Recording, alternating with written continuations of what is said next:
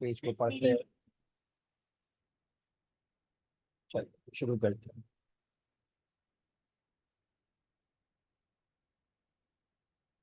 Which row shows physical quantities and its base unit in SI system? Base unit SI system में और physical quantity हमें कौन सी equation बता रही है? सो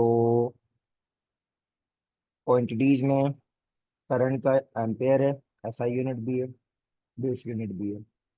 फोर्स फिजिकल क्वांटिटी है लेकिन बेस यूनिट हमारे पास न्यूटन नहीं है। मास बेस यूनिट ग्राम नहीं है। टेम्परेचर बेस यूनिट केल्विन है। इन दैट वे हमारे पास करेक्ट आंसर जो बनता है वो ए बनता है।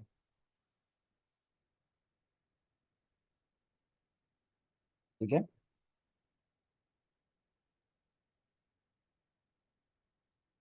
Next.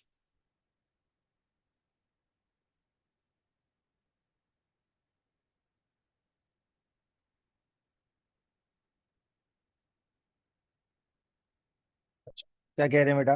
A car of mass 850 kilogram traveling in horizontal line.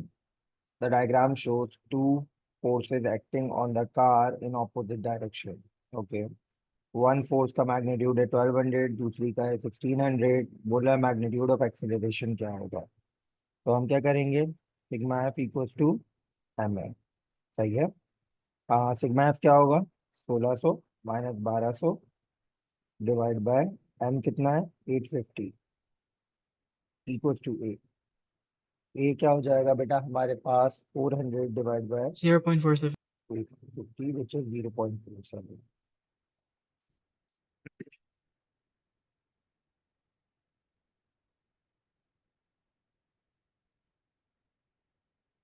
Now an object of mass m suspended by the spring from a fixed point. Spring has a spring constant k. An object is said to vertically oscillate with a period t. Which equation t for the homogeneous? Which equation t is homogeneous with respect to base units? अच्छा, homogeneous equation वैसे तो हम लोगों ने बिल्कुल पहले chapter में topic पढ़ा है। होमोजीनियस इक्वेशन में क्या होता है?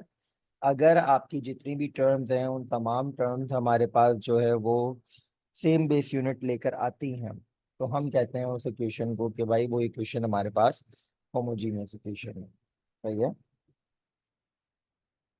चलें देखते हैं। बेटा के हमारे पास क्या है? Force constant, Hooke's constant. तो के किसके बराबर होता है? F upon X. सही है। यहाँ पे सेकंड बन रहा है। यहाँ पे फोर्स का की जगह एफ अपॉन एक्स आ जाएगा।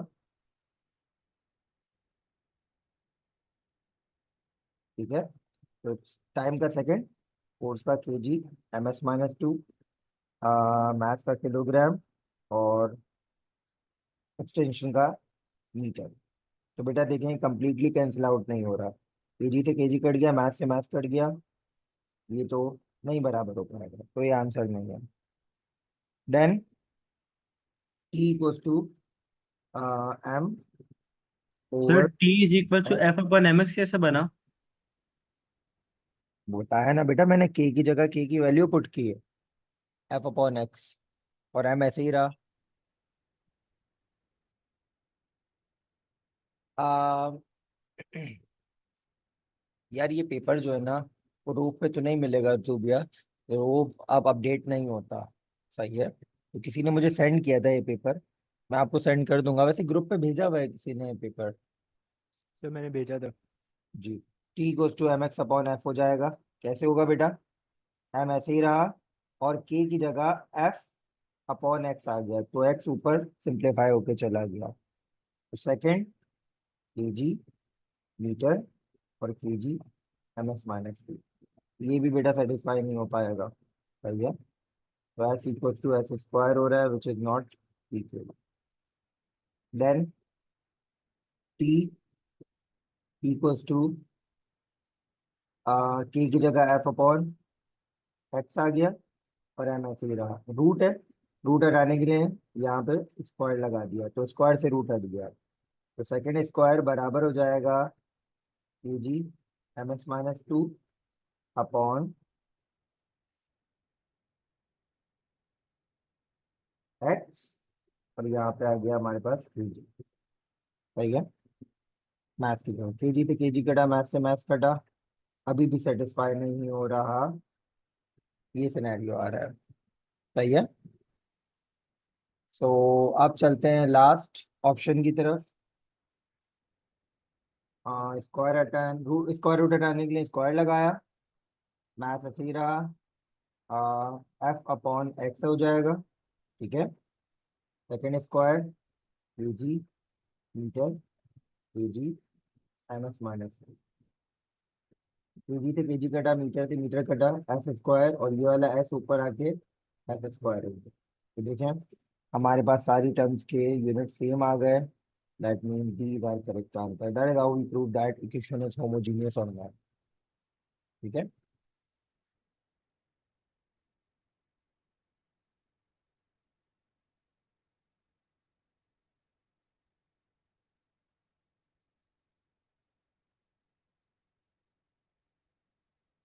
Now object of fixed mass initially at rest at point P. The object then moves away from point P with uniform acceleration. Which statement describes and the resultant force acting on the object when it is moving? क्या बोल रहे हैं?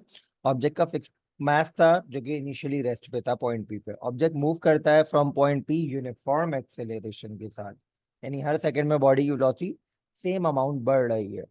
कौन सा statement object के motion के ऊपर बात करेगा? It increases uniformly with respect to time. Resultant force के बारे में बात हो रही है। तो यूनिफॉर्म एक्सेलरेशन है तो फोर्स भी यूनिफॉर्म होगी बेटा। सही है। तो it increases uniformly with respect to time नहीं होगा। It's constant but not zero, yes, बिल्कुल ठीक बात हो रही है। जैसा मैंने बोला अगर एक्सेलरेशन यूनिफॉर्म है तो फोर्स भी यूनिफॉर्म होगी। सही है। It's proportional to the displacement from point P. बेटा रिजल्टेंट फोर्स तो हमारे पास मास और एक्सेलरेशन ये प्रोपोर्शनल होती है। सही है। तो wrong, it's zero, no. But not zero किस चीज को एग्जामिनर इंडिकेट कर रहा है? नॉट जीरो मतलब इसकी वैल्यू, भाई अगर बॉडी पे लगने वाली फोर्स जीरो है तो जीरो भी तो कांस्टेंट है, जीरो भी तो नंबर है। सही है। तो बोला इसकी वैल्यू कांस्टेंट है बट जीरो के बराबर नहीं है। 10 न्यूटन है, 15 न्यूटन है, जो भी है। ओके।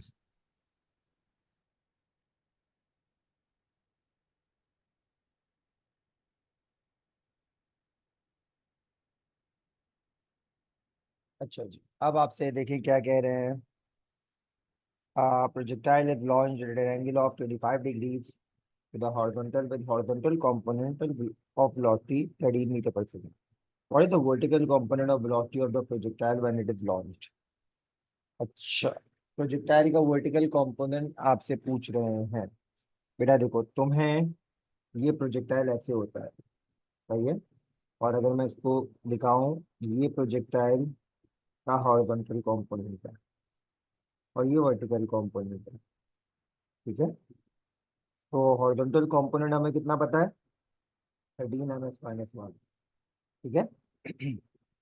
तो जहां से एंगल बनता है बेटा वो कॉस का फंक्शन होता है। सही है। तो हॉरिजॉन्टल कंपोनेंट हमारे पास किसके बराबर हो जाएगा बेटा? v cos theta. सही है। तो यहाँ से हम v निकाल लेंगे, वी एक्स अपॉन कॉस 25। क्या आएगा answer? 14.34.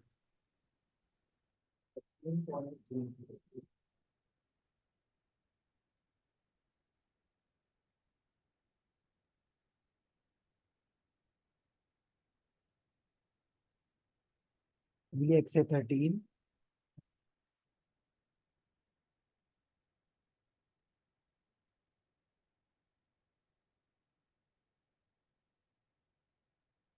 Fourteen point three.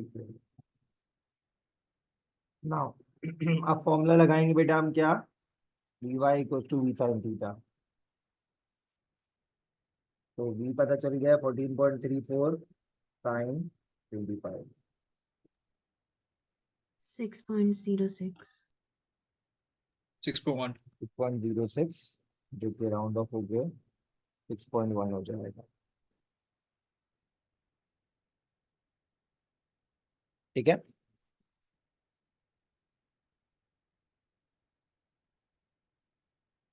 Direct 10 लगा के थीटा एक 10 थीटा एक हाँ कर सकते हैं ऐसा।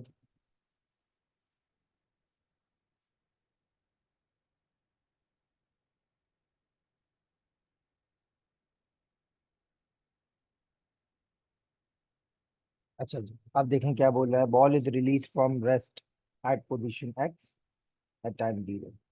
At time t equals to 1 second, the ball bounces inelastically from the horizontal surface and rebounds from the first bounce at 1.5 second. तो बेटा ये वाला जो पार्ट है ना, बॉल के नीचे जाने वाला पार्ट है। बॉल जमीन से टकराई, टकरा के वापस रिबाउंड हुई है, तो ये वाला पार्ट रिबाउंडिंग वाला पार्ट है। ठीक है, what is the total displacement. सही है, तो अगर मेरे पास ये फ्लोर है, बॉल यूं आ रही है और बॉल रिबाउंड होके यहाँ पर आई, सही है, तो टोटल डिस्प्लेसमेंट बॉल की कितनी होगी बेटा, ये होगी।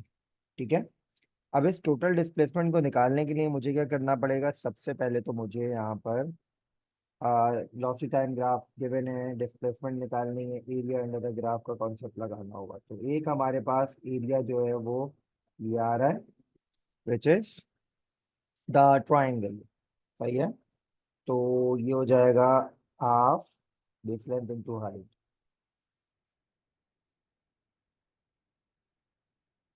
हाफ ऐसे ही रहा, बेस लेंथ है 1 और हाइट कितनी है 10, तो आंसर क्या आ गया 5 मीटर। देन दूसरा एरिया हमारे पास आ रहा है ये।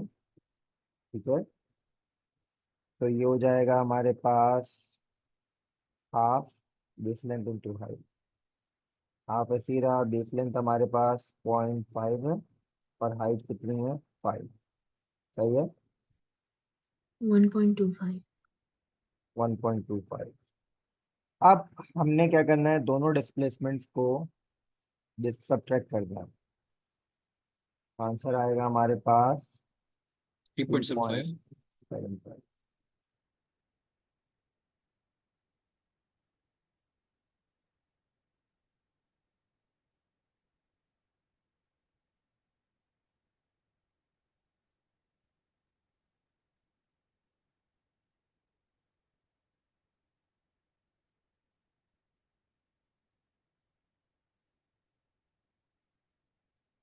अच्छा, ये येलो वाला पार्ट जो है ना, ये बॉल के फॉल करने का पार्ट है, और ये ब्लू वाला पार्ट है बॉल के राइज करने का पार्ट है। तो बोल रहा है बॉल की डिस्प्लेसमेंट क्या होगी। ठीक है, तो एरिया अंडर द ग्राफ का कॉन्सेप्ट लगा के दोनों डिस्प्लेसमेंट निकाल के दोनों को सब पैक कर दिया।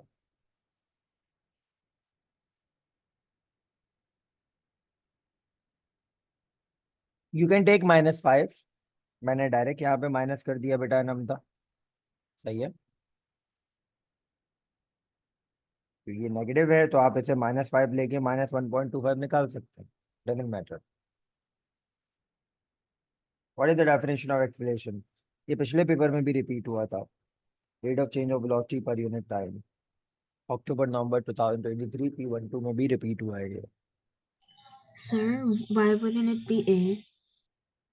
चेंज इन वेलोसिटी, और एक minute, rate of change of velocity per unit time, sorry it's A. Rate of change of velocity per unit time, तो change in velocity per unit time तो सर रेट ऑफ डी भी change हो of सकता velocity है। हो गया।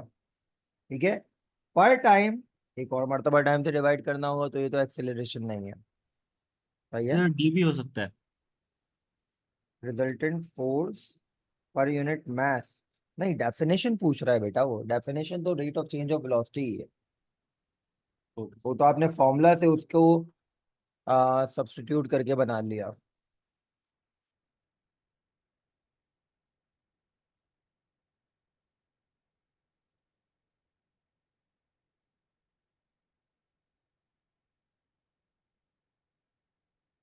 अच्छा जी, two balls P and Q of equal mass,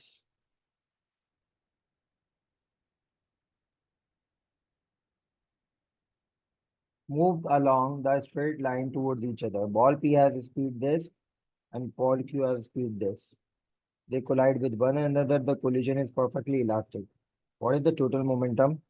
And the total momentum is conserved. Which diagram shows the motion of P and Q after collision? Okay, P and Q after collision. So पहले देखते हैं relative velocity of approach क्या है. ठीक है, तो relative 1.8.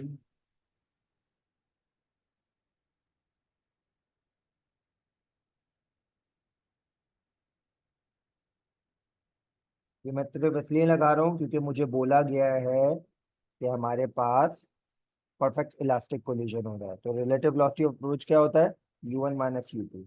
बेटा ये u1 है और ये u2 है, लेकिन इसको मैं माइनस में लूंगा क्योंकि डायरेक्शन u1 के मुकाबले में ऑपोजिट है. सही है, तो ये क्या होगा बेटा? 1.3 माइनस माइनस 0.50. तो आंसर क्या आएगा? 1.3 प्लस 0.50 यानी 1.80 ms माइनस 1. ये रिलेटिव वेलोसिटी ऑफ अप्रोच है. हमें उस डायग्राम को देखना है जिसमें रिलेटिव वेलोसिटी ऑफ सेपरेशन भी 1.80 आ जाए. सही है, तो क्या ये दोनों ऐड होके 1.80 बना रहे हैं? नो. क्या ये दोनों ऐड होके 1.0 बना रहे हैं? नो. क्या ये दोनों 1.080 बनाएंगे? ये भी नहीं बनाएंगे. एंड अगर इन दोनों को देखें, यस ये दोनों बनाएंगे. बेटा v2 माइनस v1 होगा ना, तो ये v2 है और ये v1 है.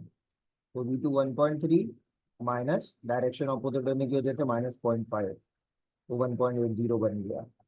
इन दैट वे हमारे पास बी करेक्ट आंसर.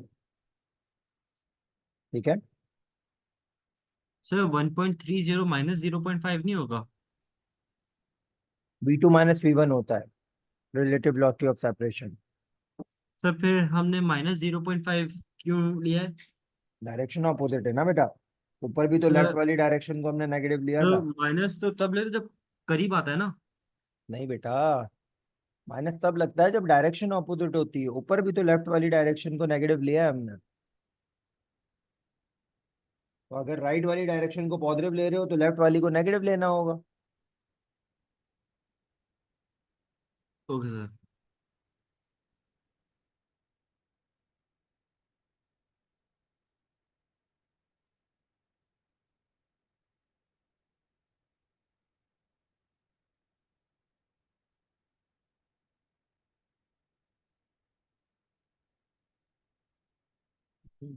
चलो, basketball player hit the ball vertically downward with a speed of 2.4 meter per second square. Okay, the height from the height this. Assume air resistance negligible. What is the speed of the ball with which it hits the ground? क्या speed होगी ball की जिस speed से ball ground को hit करेगी? अच्छा, ball ground को hit करेगी किस स्पीड से? तो इनिशियल स्पीड पता है हमें. सही है, नीचे की तरफ जा रही है तो एक्सेलरेशन पता होगा 9.81 ms minus 2.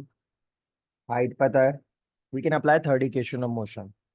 v 2as equal to V square minus U square. V square हो जाएगा 2as plus you square. Square हटाने के लिए दोनों तरफ रूट लगा देंगे. 2 ए की जगह 9.81 आ गया, एस की जगह 0.9 आ गया, एंड यू की जगह 2.4 का होल स्क्वायर आ गया. 4.83. 4.8. सही है.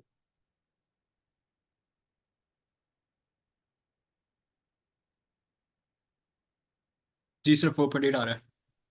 जी,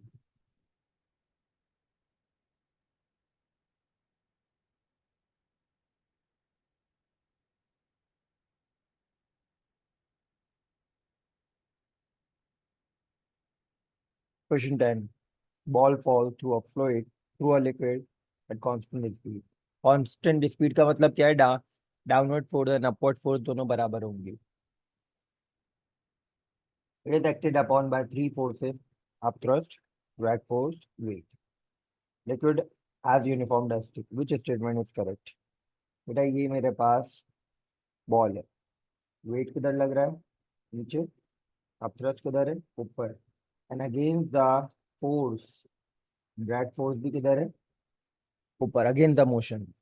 ठीक है, तो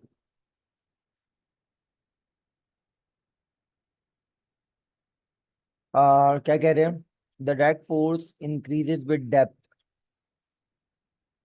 drag force increases with depth. Okay, कौन सा स्टेटमेंट सही है पूछ रहे हैं? तो क्या ड्रैग फोर्स डेप्थ के साथ साथ इंक्रीज होती है, लेकिन बेटा जैसे जैसे हमारा ऑब्जेक्ट नीचे जा रहा है वेट भी नहीं बदल रहा। सही है, वेट तो कांस्टेंट रहेगा। सही है। और अब थ्रस्ट का फॉर्मूला क्या होता है? अब थ्रस्ट का फॉर्मूला होता है रो जी वी। ठीक है, अब रो क्या है हमारे पास?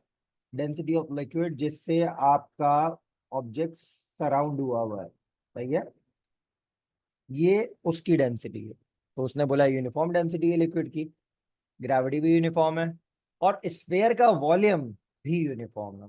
तो अब थ्रस्ट यूनिफॉर्म है, अब थ्रस्ट चेंज नहीं हो रही। बेटा जब ये चेंज नहीं हो रहा, ये चेंज नहीं हो रहा, तो ड्रैग फोर्स क्यों चेंज होगी? सही है, तो wrong answer. Drag force is equal to the sum of up thrust and weight. No, drag force, बेटा इक्वेशन क्या बनेगी हमारे पास? इक्वेशन हमारे पास बनेगी drag plus up thrust equal to weight. तो ड्रैग तो हो रही है वेट माइनस अप थ्रस्ट। ठीक है, drag force equal to sum of up thrust and weight तो नहीं है। Up thrust is constant with increasing depth. हाँ ये देखो मैंने अभी समझाया तुम्हें। अप थ्रस्ट के तीन पैरामीटर्स हैं। डेंसिटी ऑफ लिक्विड वो कांस्टेंट है, सवाल ने हमें बता दिया है। ग्रेविटी वो कांस्टेंट है, एंड वॉल्यूम ऑफ बॉल वो भी कांस्टेंट है। तो up thrust throughout constant रहेगी, सी आंसर है। Now the weight is greater than the sum of drag force and up thrust. No, बोला है इन दोनों के सम से वेट ज्यादा होगा, तो फिर यूनिफॉर्म स्पीड कैसे, कांस्टेंट स्पीड कैसे अचीव होगी? राइट।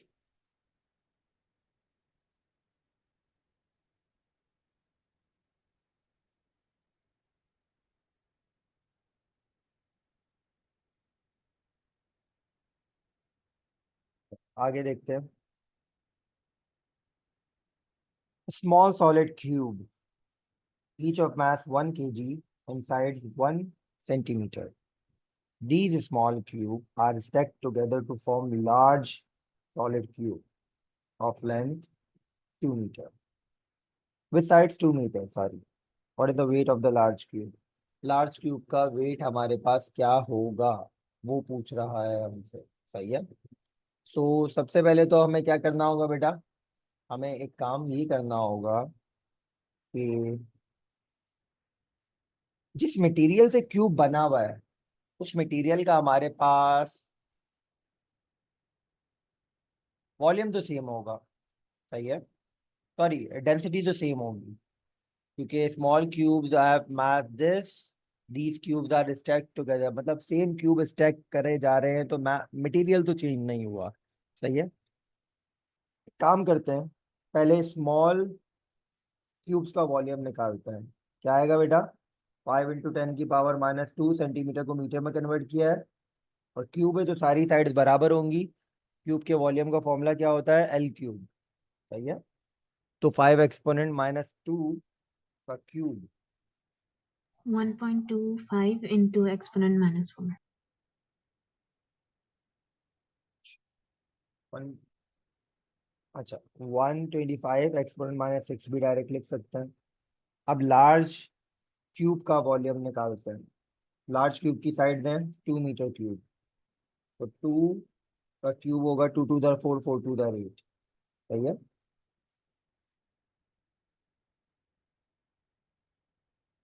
तो स्मॉल वॉल्यूम और लार्ज वॉल्यूम हमें मिल गई। हम क्या बोलेंगे बेटा? दोनों की डेंसिटीज बराबर होंगी, और अगर दोनों की डेंसिटीज बराबर हैं, density of small and density of large cube, तो हमारे पास सिनेरियो क्या होगा? मास ओवर वॉल्यूम।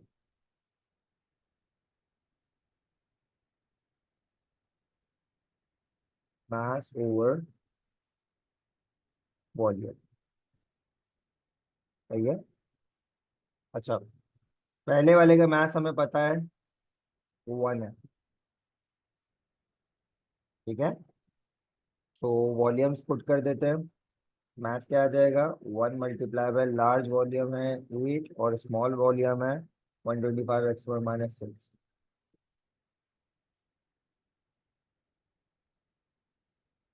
बेटा ये आ रहा है 64,000। सही है। अब इसको जब वेट बनाना होगा, 64,000 को 9.81 से मल्टीप्लाई करना होगा। सही है, तो क्या होगा, 6.27 एक्सपोनेंट 6 न्यूटन, क्योंकि राउंड ऑफ हो गए 6.3 एक्सपोनेंट 6 मेगा हो जाएगा और न्यूटन ऐसे ही रहेगा। सही है, इन दैट वे। ठीक तो है। डेंसिटी सेम है, ये कैसे हमने आइडेंटिफाई करा? हाँ, तो डेंसिटी सेम है, हमने ये कैसे आइडेंटिफाई करा? स्मॉल क्यूब्स को इस्तेमाल किया है और बोला दीज स्मॉल क्यूब, वही स्मॉल क्यूब को आगे भी यूज किया जा रहा है, तो मटेरियल तो सेम ही होगा ना, उसको आगे भी यूज किया जा रहा है।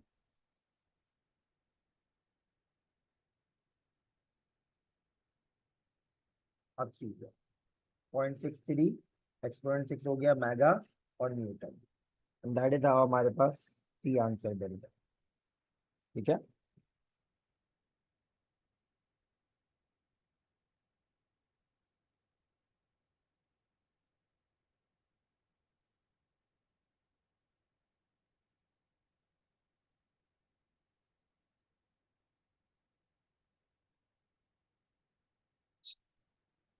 So we are done with MCQ number 11.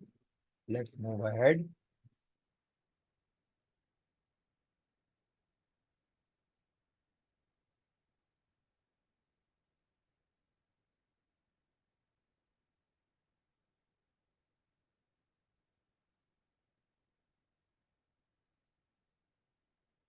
चलो,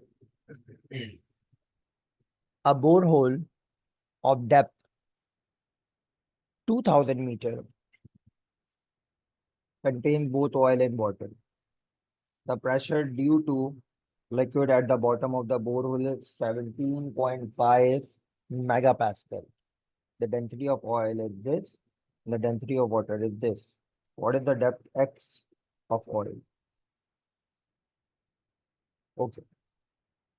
So अगर मैं आपको बताऊं, यहाँ पे लिक्विड के प्रेशर का फॉर्मूला तो हमें पता है, ρgh होता है। सही है, बट यहाँ पे दो लिक्विड हैं, और दो लिक्विड हमारे पास कौन कौन से होंगे बेटा, एक ऑयल है और एक वाटर है, तो टोटल प्रेशर होगा वो pressure of oil plus pressure of water, दोनों का सम होगा। सही है। नाउ प्रेशर ऑफ ऑयल क्या होगा, density of oil, you know the density of oil, या डेंसिटी ऑफ ऑयल हमें पता है, ρgh, rho of oil g h, जिसे हमने बेसिकली अभी निकालना है, एंड डेंसिटी ऑफ वाटर क्या है, 1000, यानी rho of water g h. अच्छा देखो, हमारे पास जो डेप्थ ऑफ वाटर है वो क्या है बेटा, हमारे पास एक्स, 200 - एक्स, टोटल 2000 है, ये क्या होगा, 2000 - एक्स।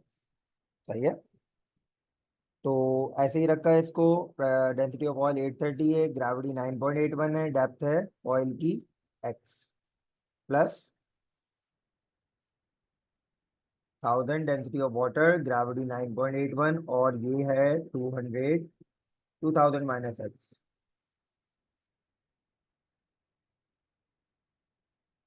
सही है, और ये किसके बराबर है बेटा, तो टोटल प्रेशर है हमारे पास, pressure due to 17.5 liquid, exponent 6। या तो ये हमारे पास है 17.5 इंटू 10⁶ पास्कल्स। ठीक है बेटा, अब जरा सॉल्व करते हैं। 830 × 9.81, बेटा ये आ रहा है 81242.3x। और यहाँ पे क्या होगा बेटा, 1000 मल्टीप्लाई बाय 9.81, 9810 आ रहा है। इसको अगर 2000 से भी मल्टीप्लाई कर दें तो ये आ रहा है बेटा 19.62 एक्सपोनेंट 6, और ये आ जाएगा माइनस 9810x।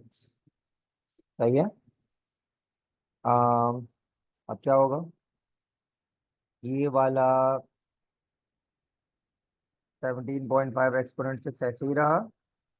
इन दोनों को सब्ट्रैक्ट कर लेते हैं बेटा, तो क्या आएगा, 8142.3 माइनस 9810 माइनस का 1667.37 प्लस 19.62 एक्सपोनेंट 6।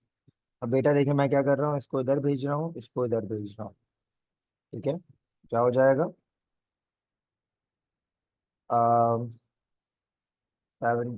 1667.7 एक्स बराबर हो जाएगा 19.62 एक्सपोनेंट 6 माइनस 17.5 एक्सपोनेंट 6। सही है। तो एक्स किसके बराबर हो जाएगा, इन दोनों का ऊपर सब्ट्रैक्शन आ रहा है,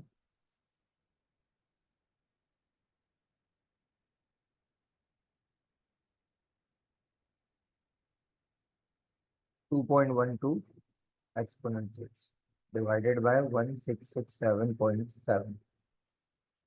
1271.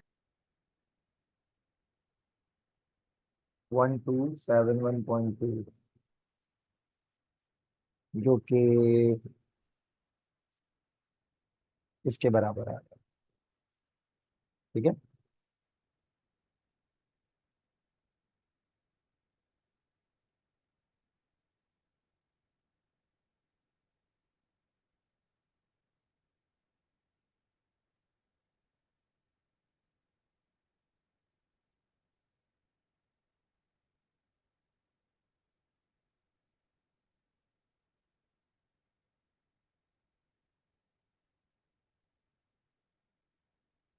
rod is pivoted at one end, initially at an angle theta.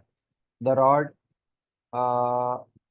initially angle theta of the rod to the horizontal is 0. Okay. The weight of the rod causes the moment about the pivot. ठीक है. The rod is then rotated vertically in the vertical plane so that the angle theta of the rod increases from 0 to 180 degree. Which graph shows the variation of m? बेटा moment, moment का कोई formula मुझे बताएगा?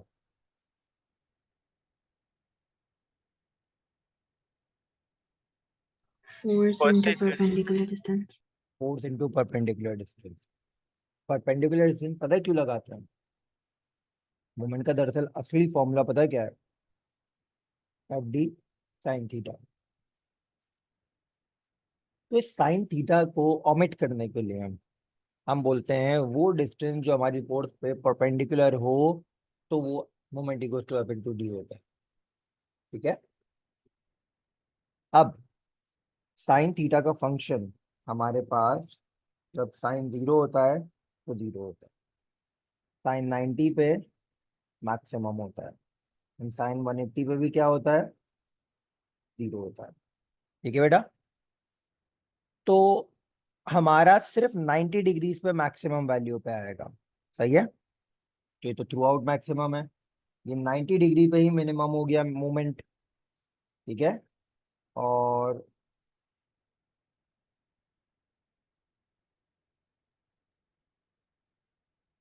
एक minute रुको, initially angle theta of the rod horizontal rod is 0। ठीक है,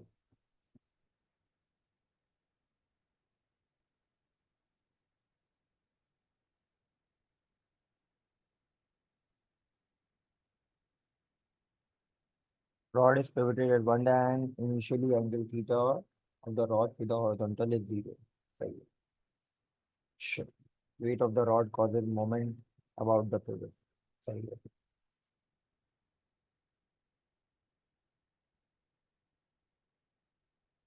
क्या ओके, आंसर ए होगा? नहीं एक मिनट रुक जाए।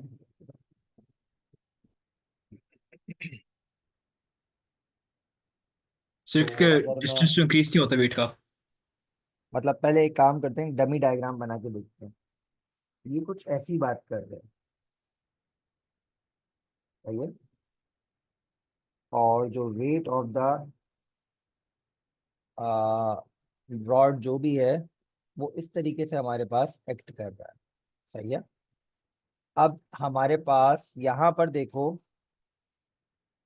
फोर्स और परपेंडिकुलर डिस्टेंस 90 डिग्री पूरा बना रहा है, यानी शुरुआत में जब अच्छा अच्छा अच्छा अच्छा, अरे बेसिकली यहाँ पे ये हमसे इस तरह बात कर रहे हैं, ये एंगल 0 डिग्री है, सही है। देन इन्होंने हमारे पास अपने रॉड को इस तरीके से दिखाया है, तो एंगल 45 डिग्री हो जाएगा।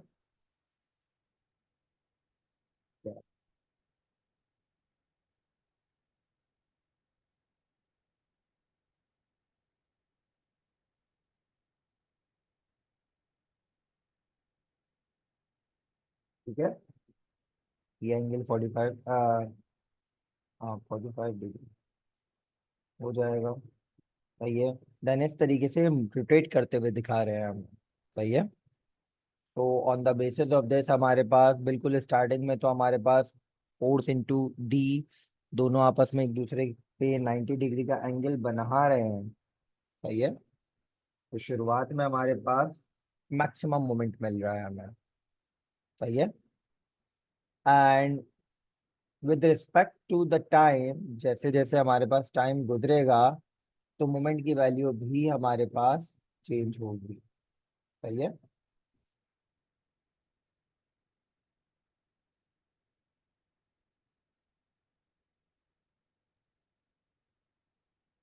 तो on the basis of that शुरुआत में मैक्सिमम मोमेंट है हमारे पास, तो जरा वापस इस सवाल को देखते हैं। शुरुआत में भी हैव मैक्सिमम मोमेंट, बेटा ये शुरुआत में मैक्सिमम मोमेंट तो है, लेकिन ये थ्रू आउट कांस्टेंट है, दैट इज रॉन्ग। शुरुआत में मैक्सिमम मोमेंट है बिल्कुल, ठीक है। यहाँ पे क्या बात हो रही है हमारे पास, शुरुआत में मैक्सिमम मोमेंट है, सही है। शुरुआत में मैक्सिमम मोमेंट है, सही है, सही है। तो अगर स्टार्टिंग में मैक्सिमम वैल्यू आ रही है हमारे पास, तो सम आप ये हमारे पास जो वैल्यू बन गई वो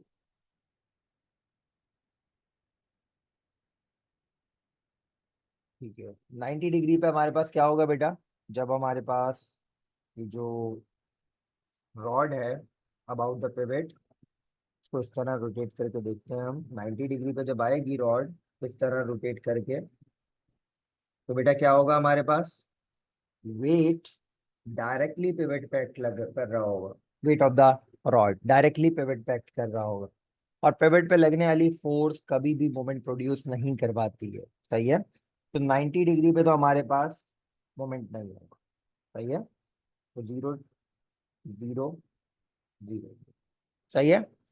एंड अब क्या होगा बेटा, अब हमारे पास सिनेरियो कुछ ऐसा देखने को आएगा कि अब हमारे 180 डिग्री की बारी आ रही है, तो 180 डिग्री में क्या होगा, दूसरी तरफ हमारे पास रॉड आ जाएगी, सही है।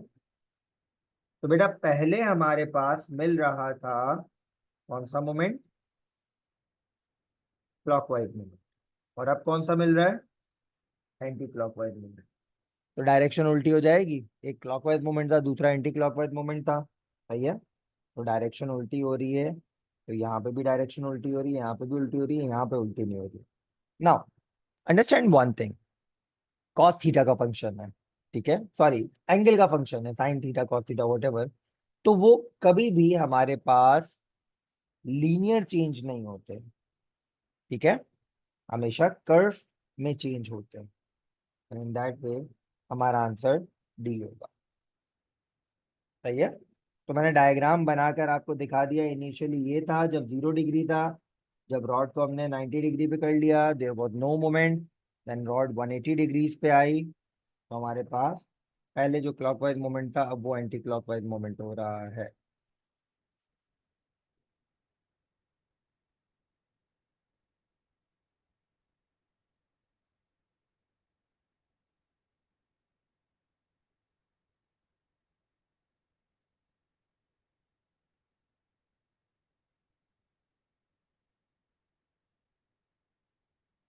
ठीक है, चलो आगे बढ़ते हैं। A hinge trapdoor is held close to the horizontal position by a cable. Okay. Three forces act on the trapdoor: weight, tension, and force H on the hinge. Okay. Which list gives three forces in increasing order of magnitude? Increasing order of magnitude पे हमें कौन सी force मिलेगी? बेटा देखो, अगर मैं इस tension को ब्रेक करूं इसके कंपोनेंट्स में, तो एक कंपोनेंट हमारे पास क्या होगा? ये। एक कंपोनेंट होगा हमारे पास ये। सही है। तो अगर मैं बोल रहा हूँ यहाँ से एंगल बन रहा है तो यहाँ से एंगल बनेगा।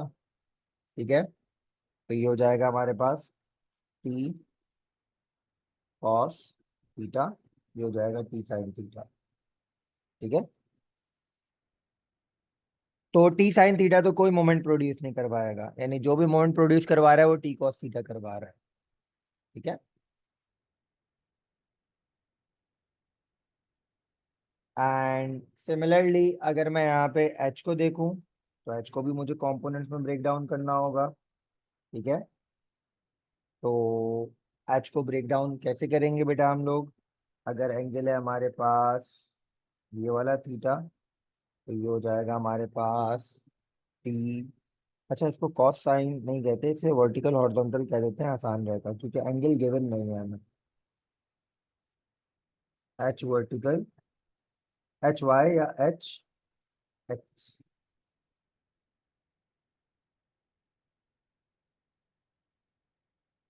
ठीक है, तो बेटा हमारे पास यहाँ पे जो कंडीशन लग रही है, ये देखो बेटा, इस फोर्स ने इस फोर्स के इफेक्ट को कैंसिल आउट कर दिया। ठीक है, तो अगर मैं sum of all forces acting along Y axis must be equal to 0 लगाता हूँ, ठीक है, इन दैट वे हमारे पास क्या होगा बेटा? टी वाई बराबर हो जाएगा एच वाई प्लस डब्ल्यू।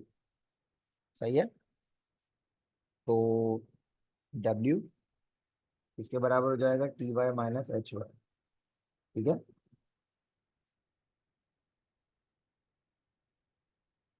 ना आगे बढ़ते हैं बेटा। ये तो हमारे पास आ गया फर्स्ट कंडीशन ऑफ इक्विलिब्रियम वाला part. Second condition of equilibrium क्या है बेटा हमारे पास? बॉडी पे लगने वाली सारी की सारी फोर्सेस मोमेंट प्रोड्यूस करती हैं, वो जो पिवट पे ना लग रही हैं। तो देखो, एक मेरी ये फोर्स है जो पिवट पे नहीं लग रही, एक ये फोर्स है जो पिवट पे नहीं लग रही, बाकी देखो ये भी पिवट पे लग रहा है, टी एक्स भी पिवट पे लग रहा है। सही है, तो ये कोई मोमेंट प्रोड्यूस नहीं करेंगे, यानी हमारा डब्ल्यू कर रहा है क्लॉकवाइज मोमेंट एंड ये कर रहा है एंटी क्लॉकवाइज। ठीक है, तो sum of moment must be equal to 0। W into क्या होगा बेटा? सेंटर में लग रहा है ना बिल्कुल, तो ये हमारे पास हो जाएगा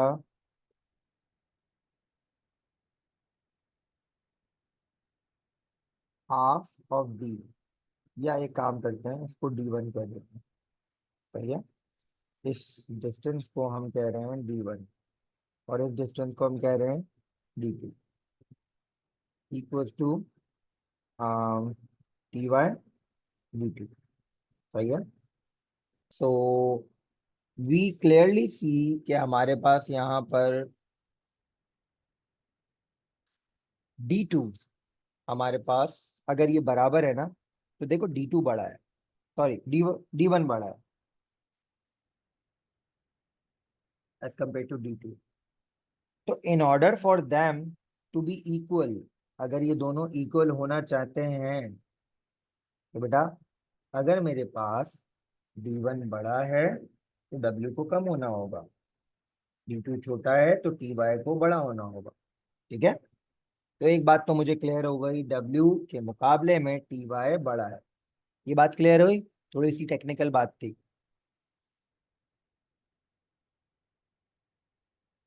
Sir, can you repeat?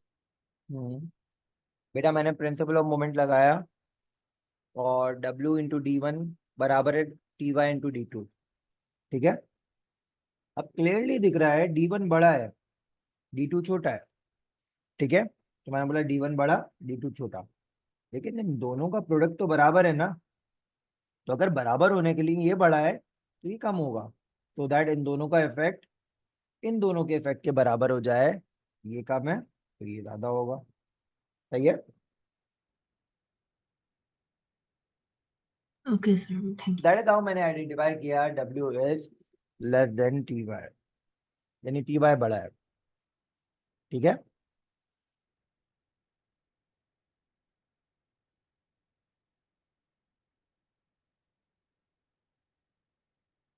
तो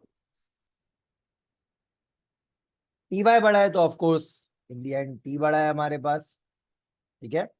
तो इंक्रीजिंग मांगा है इसमें। ठीक है।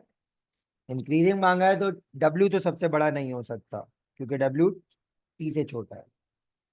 सही है। अब बचते हैं C और D। देखते हैं C और D में से क्या बनता है हमारे पास। अच्छा जी, अब देखें।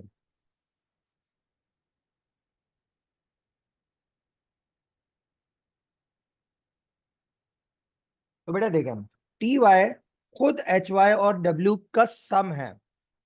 इसका मतलब हमारे पास टी सबसे बड़ा है। ये तो क्लियर हो गया। ठीक है। क्योंकि टी वाई दोनों का सम है, और सबसे लास्ट ऑप्शन में टी वाई या टी हमारे पास सी में ही दिखाई दे रहा है। That is how we got to know T is largest. सही है बेटा। Sir W is less than TY समझा दे।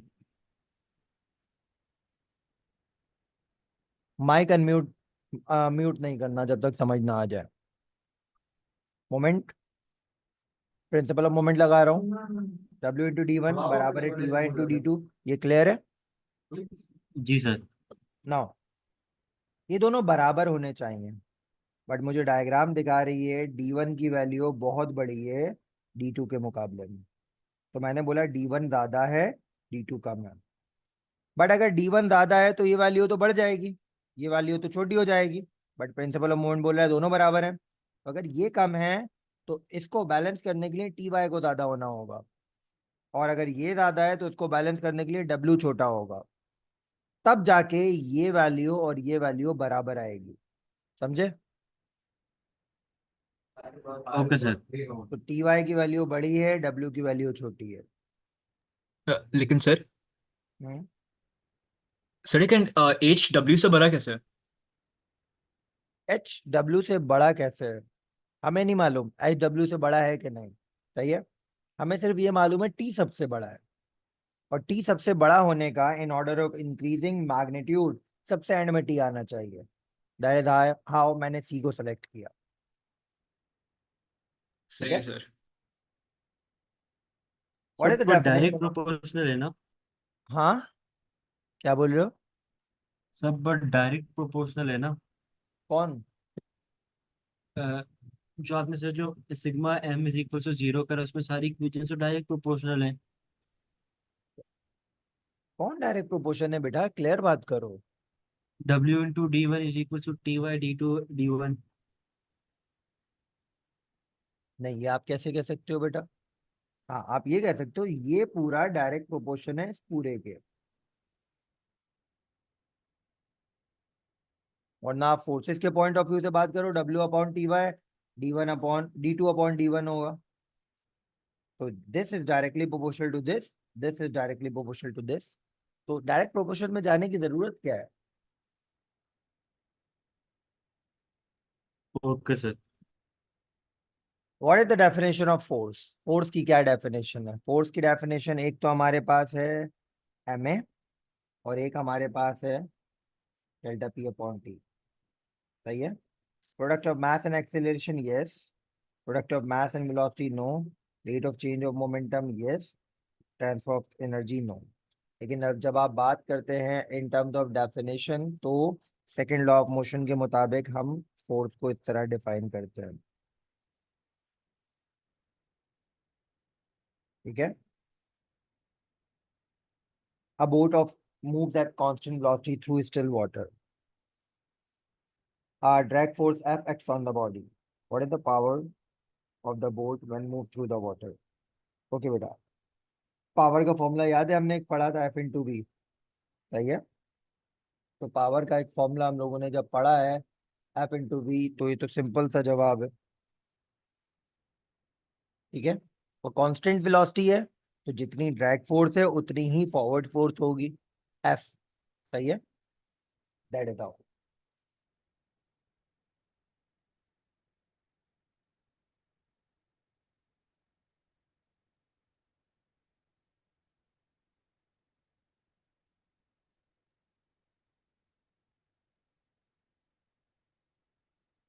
The diagram shows four forces acting on a circular disc.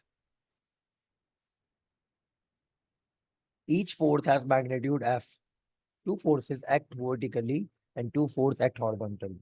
But देखो, ये दोनों कैंसिल आउट करेंगी, ये दोनों कैंसिल आउट करेंगे, यानी यहाँ पे एक कंडीशन ऑफ इक्विलिब्रियम तो वैलिड हो रही है। लेकिन if you see clockwise, clockwise, clockwise, clockwise, सारी की सारी फोर्सेस क्लॉकवाइज मोमेंट करवा रही हैं, यानी जो दूसरी कंडीशन है इक्विलिब्रियम की वो वैलिड नहीं होगी। सारे फोर्सेस, सारे मोमेंट्स क्लॉकवाइज हैं, तो ये तो सब ऐड हो जाएंगे। Each force has magnitude F, two forces act vertically, ठीक है। All four forces act on the same plane on the disk. No other force act on the disk. Diameter of the disk is D, ठीक है। Which statement is correct? Disk is in equilibrium. No, not in equilibrium because the resultant force is 4F. No, resultant force to 0 है। Disk is in equilibrium. No, not in equilibrium because the resultant torque is 2FD. कैसे 2FD? बेटा देखो, diameter of the disc मुझसे क्या बोला है, ये, तो एक कपल फोर्सेस ये लग रही हैं, तो एफ इंटू डी, एक कपल मोमेंट ऑफ कपल हो गया, और एक कपल फोर्सेस ये वाली लग रही है, तो एफ इंटू डी हो गया, तो क्या होगा बेटा, 2FD। सही है, दो कपल फोर्सेस के टॉर्क लग रहे होंगे यहाँ पे, तो डी आंसर है।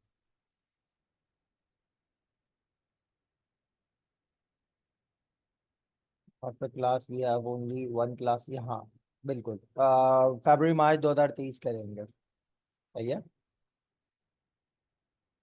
और एक क्वेरी सेशन कर लेंगे। सर ए क्यों नहीं हो सकते, क्योंकि ए तो sigma F is equal to 0।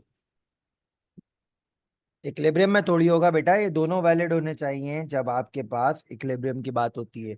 कोई भी एक इनवैलिड होगा, बॉडी इक्विलिब्रियम में नहीं होंगी। Okay sir.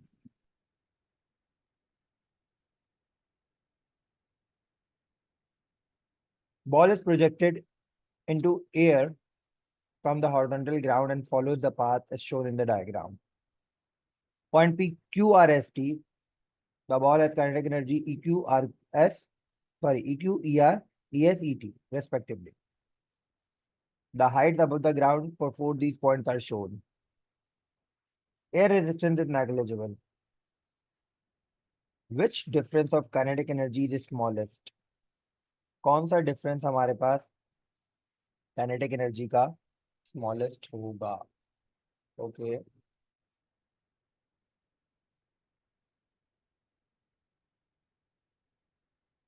कौन सा डिफरेंस स्मॉलेस्ट होगा? ओके, तो बेटा बी। हमें काइनेटिक एनर्जी दी हुई है ना, क्या कह रहे हो बेटा? सर बी होगा। देखते हैं, सारे ऑप्शंस को देखना पड़ेगा। तो यहाँ पे हो क्या रहा है, जैसे जैसे बॉडी ऊपर जा रही है, पहले देखो EQ ES को देखते हैं, ठीक है। Q और S कहाँ पर है? Q ये रहा, S ये रहा। सही है, तो यहाँ पे हम लोग इनमें डिफरेंस कितना आ रहा है, 0.1 का डिफरेंस आ रहा है। सही है, तो यहाँ पे बेसिकली क्या होगा, के लॉस जीपी गेन। सही है, तो के लॉस हमारे पास क्या है, EQ माइनस ES, और जीपी गेन क्या है, mg डेल्टा एच। कितना आ रहा है बेटा, 1.5 और 1.6 का डिफरेंस आ रहा है हमारे पास 1। ठीक है, 1.5 माइनस 1.6, तो हमारे पास डिफरेंस आ रहा है -mg.1। सही है, ये तो हमने इसकी वर्किंग कर ली। अब बात करते हैं दूसरी की वर्किंग की, ES ER, ES ER, S और R। सही है, यहाँ पे भी देखते हैं बेटा, kinetic energy loss equals to GP gain ER minus ES, sorry, ES minus ER mg delta H। सही है बेटा। पहले S लिखा हुआ है ना, तो S में हमारे पास mg ऐसे ही रहा 1.6 माइनस, और फिर R है 1.8, तो यहाँ पे आ रहा है mg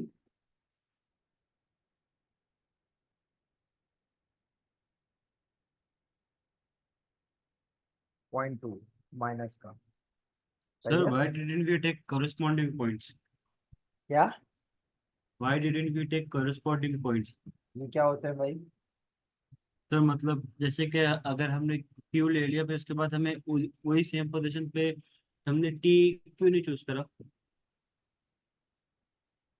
फिर दोबारा बोलो।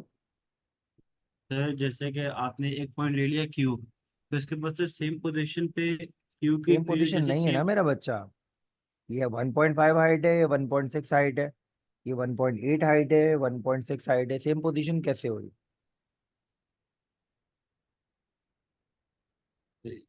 सर तो फिर दोनों को एस से सब्ट्रैक्ट करवाना, ये समझ में नहीं आया।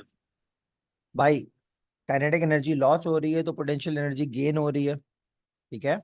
अब उसने पहले ई एस लिखा है, तो मैंने एस की वैल्यू पहले लिखी, देन उसने ई आर लिखा है तो मैंने आर की वैल्यू बाद में लिखी। इस तरह मैं कर रहा हूँ।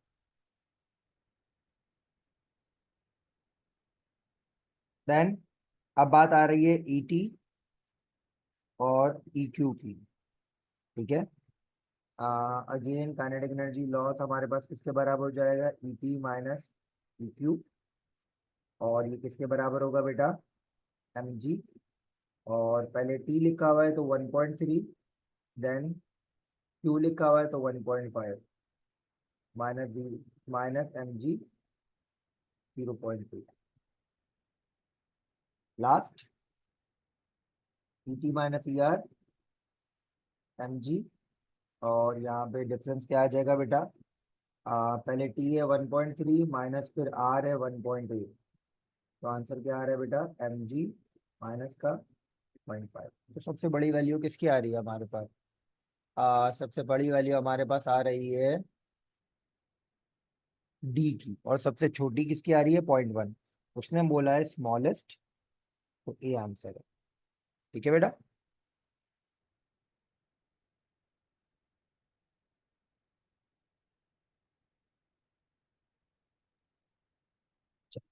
क्लियर है? आगे बढ़े। सर वैसे तो ये नेगेटिव में है तो वो बेसिकली नेगेटिव में इसलिए आ रहा है, देखो एनर्जी तो स्केलर क्वांटिटी है, सही है, तो स्केलर क्वांटिटी में डायरेक्शन वगैरह का फर्क नहीं आता है यहाँ पे। यहाँ पे सिर्फ और सिर्फ बड़ी माइनस छोटी वैल्यू हमने कर दी है, उसकी वजह से आ रहा है। So you should look at the magnitude. ठीक है सर। चलो, the battery of a small tablet computer is initially uncharged। सही है। It is connected to the constant 10 watt power supply for 2 hours to charge the battery. Efficiency of the charging process is 80%. What is the total energy stored in the battery? अच्छा, तो पहले तो एक काम करते हैं हम यहाँ पे। हमें पता है एफिशिएंसी का फॉर्मूला क्या होता है? Power output over power input. सही है, ये एफिशिएंसी का फॉर्मूला होता है, ठीक है। तो टोटल एनर्जी स्टोर्ड हमने निकालनी है, तो कैसे निकालेंगे हम टोटल एनर्जी स्टोर्ड?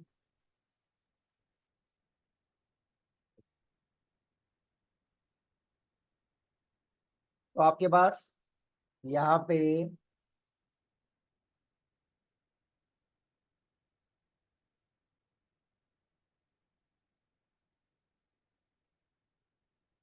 पावर दी हुई है, टाइम दिया हुआ है। चलो पहले एनर्जी निकालते हैं।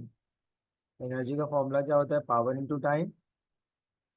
सही है, तो पावर है 10 और टाइम कितना है? 2 आवर्स, और 1 घंटे में 3600 सेकेंड होते हैं, ठीक है। तो 10 मल्टीप्लाई बाई 2 मल्टीप्लाई बाई 2 72,000. 72,000, ठीक है। 72,000 जूल। ये बेटा मेरे पास आ गई एनर्जी की वैल्यू। सही है। अब अगर मैं देखना चाहता हूँ कि ये मेरे पास एनर्जी की वैल्यू आ रही है, उसने बोला है what is the total energy stored. Efficiency का फॉर्मूला क्या होता है, power energy output over energy input. सही है। We need to find out energy input. ठीक है। तो एनर्जी आउटपुट कितनी आई है, 7200, 7200।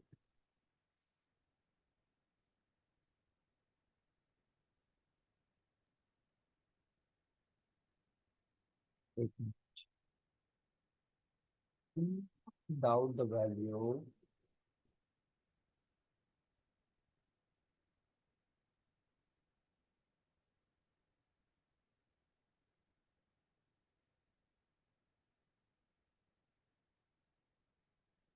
एफिशिएंसी हमारे पास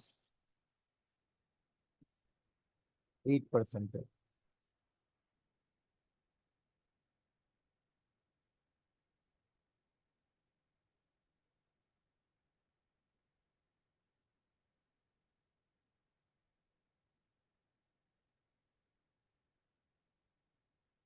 what is the energy, energy stored in the battery मांग रहा है, आउटपुट है ना ये तो।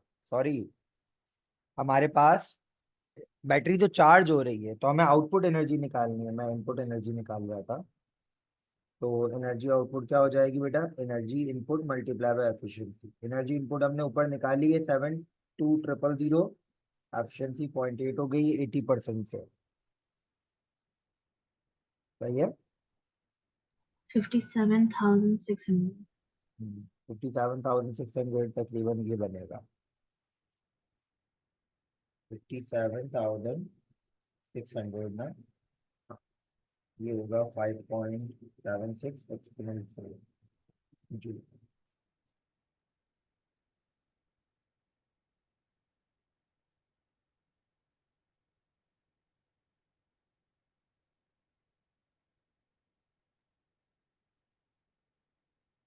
चलो। An initially stationary firework explodes and splits into two fragments that moves horizontally in opposite direction. Okay, सही है। तो स्टेशनरी था तो बिफोर कोलिजन मोमेंटम 0 है and flowed into two fragments. We don't know about the fragments, के fragments हमारे पास same amount में ब्रेक डाउन हुए हैं कि नहीं। सही है। Flowed and split into two fragments. ठीक है। तो यहाँ पे M1V1 ऑपोजिट डायरेक्शन में बोल रहे हैं तो M2V2 हो जाएगा। सही है। The total kinetic energy transferred to the fragment by the explosion is E. Total kinetic energy हमारे पास बता दी है हमें भाई कि E के बराबर है। सही है। ओके। बोल रहे हैं one fragment has mass m and the other fragment has mass 2m। Okay, एक फ्रैगमेंट का मास है m और दूसरे का है 2m। सही है। What is the speed of the fragments of mass m immediately after explosion. Speed fragments की क्या होगी, speed of the fragment m की स्पीड क्या होगी आफ्टर एक्सप्लोजन। बेटा इसने हमें बोला है total kinetic energy transferred to the fragment by explosion है E। तो बेटा ये क्या हो जाएगा हमारे पास, दूसरी इक्वेशन जो आएगी हमारे पास E बराबर हो जाएगा हाफ M V1 स्क्वायर, ये फ्रैगमेंट 1 हो गया, प्लस हाफ मास है फ्रैगमेंट 2 का 2m V2 स्क्वायर। सही है बेटा। दैट इज हाउ हमारे पास ये सिनेरियो आएगा। अब जरा इसके ऊपर वर्किंग करते हैं और वर्किंग करके देखते हैं क्या सिनेरियो बनता है। 2 से 2 काट दो पहले तो बचा क्या हमारे पास, half M V1 square plus M V2 square. सही है। हमें चाहिए V1 ना, तो एक काम करते हैं इस इक्वेशन से V1 को अलग करते हैं। तो ये क्या हो जाएगा बेटा, ये हो जाएगी इक्वेशन हमारे पास 2M V2 equal to M V1। सही है। तो V2 हमारे पास क्या आ जाएगा, M से M कट जाएगा, V2 आ जाएगा V1 अपॉन 2।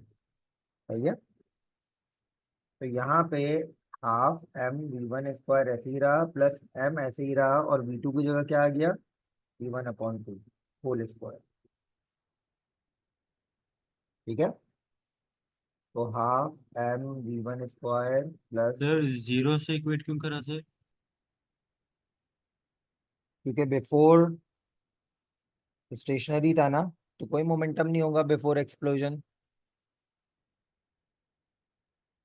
ओके ठीक सर। है, चलो एक काम करता हूँ, डोंट गेट कंफ्यूज, तो कलर चेंज कर देता हूँ।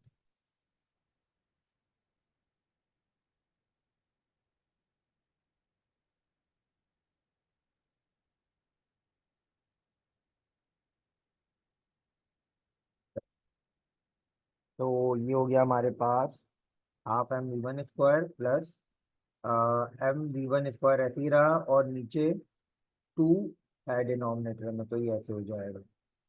तो बेटा हाफ प्लस क्वार्टर क्या होगा 3/4 m v1 स्क्वायर। सही है बेटा, m v1 स्क्वायर कॉमन ले लिया और हाफ प्लस क्वार्टर क्या हो गया 3/4।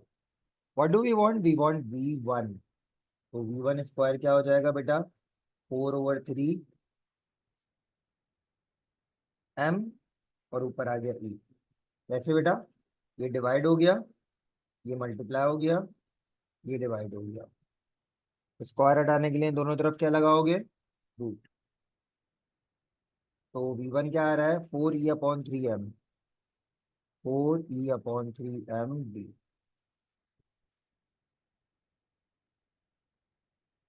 ठीक है,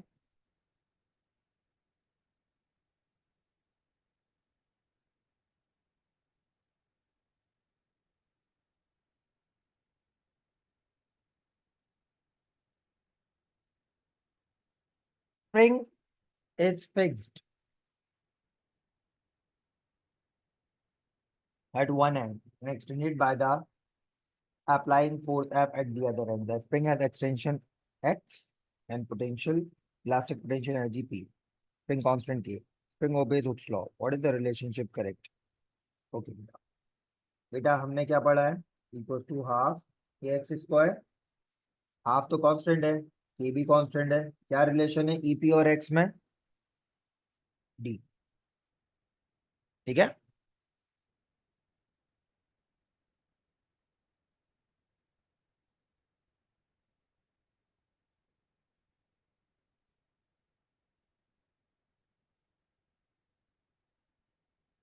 बाकी जवाब गलत क्यों है। EP is directly proportional to spring constant तो बेटा कांस्टेंट है, वो तो बदलता ही नहीं है। EP directly proportional to x, अगर इस सिनेरियो में बात करनी है तो बेटा हमारे पास F भी तो आएगा, तो F कहाँ गया यहाँ पे, दैट इज वाई ये गलत है। और यहाँ पे x कहाँ गया, ठीक है, इसलिए ये गलत है। ठीक है, A और B इसलिए गलत है।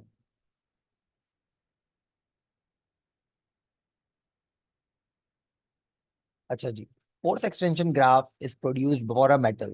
What must describe the limit of proportionality of the wire? The point at which the wire breaks, no.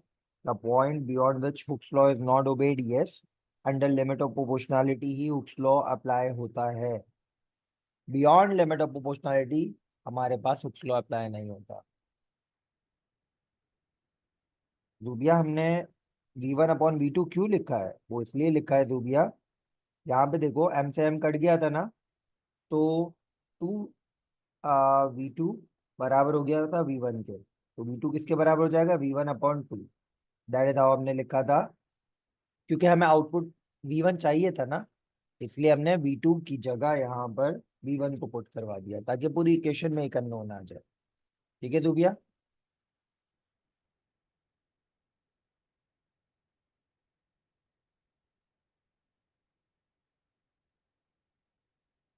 तो the point beyond which wire can not return to its original position length, ये तो elastic limit है। The point beyond which the wire starts to deform plastically, ये भी somehow elastic deformation reason की बात होगी। Okay, आगे देखें क्या बोल रहा है। The spring has a spring constant 6 Newton per centimeter. Okay. And it's joined to another spring whose spring constant is 4 Newton per centimeter.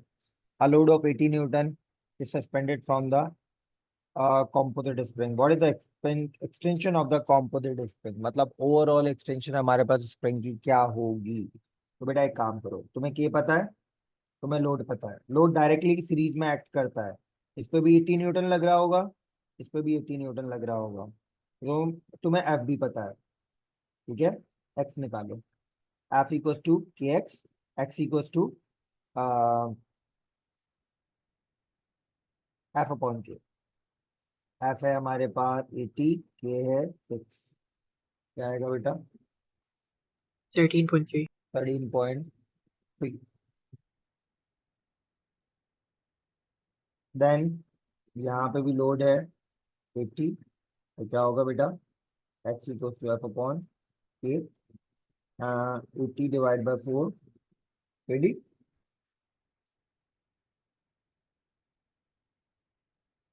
ठीक है।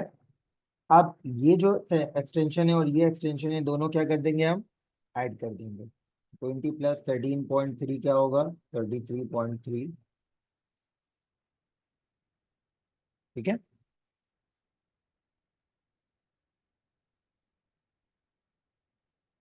दैट इज हाउ हम लोगों ने इस क्वेश्चन को अटेम्प्ट कर लिया।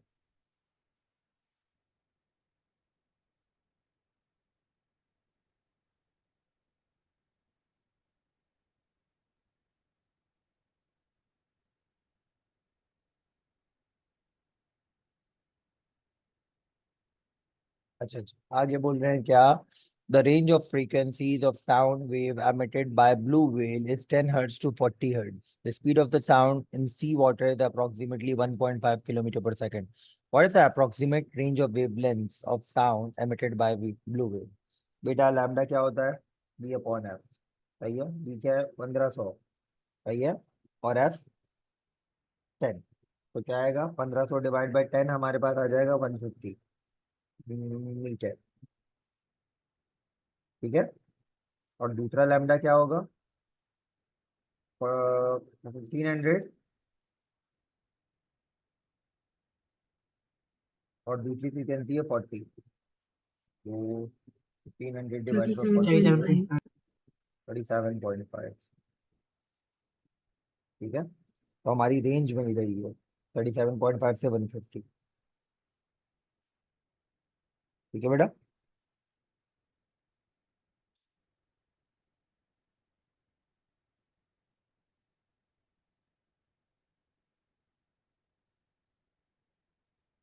Sound detected by the microphone displayed on oscilloscope. Frequency is 2.5 kilohertz. Okay. तो फ्रीक्वेंसी 2.5 किलोहर्ट्ज है, तो टाइम पीरियड क्या हो जाएगा? 1 डिवाइड बाई 2.5 एक्सपोनेंट 3।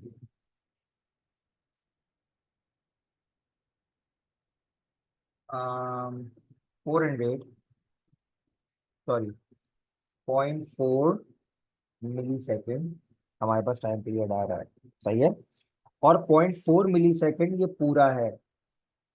तो 1 2 3 4 4 बॉक्सेस में अगर 0.4 मिली सेकेंड आ रहा है, तो एक बॉक्स कितने का होगा बेटा? 0.1 मिली सेकेंड का। तो टाइम बेस्ड सेटिंग हमारे पास क्या है? 0.1 मिली सेकेंड। ठीक है।